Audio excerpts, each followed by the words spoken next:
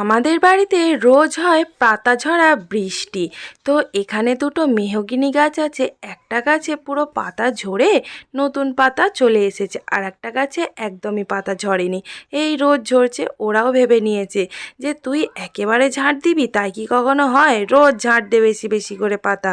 বাবা সকালবেলা গিয়েছিল পুকুরে জাল ফেলতে, ওখান থেকে কিছু মাছ ধরে এনেছে, আর আমি এখন বালতি ঝাঁটা নিয়ে চলে গেলাম এই যে আমাদের সানের ঘাটটা ঝাড় দিতে। নয়তো এই পাঁকগুলো না পুরো বসে যাবে আর ঘাটটা পুরো কালো কালো হয়ে যাবে।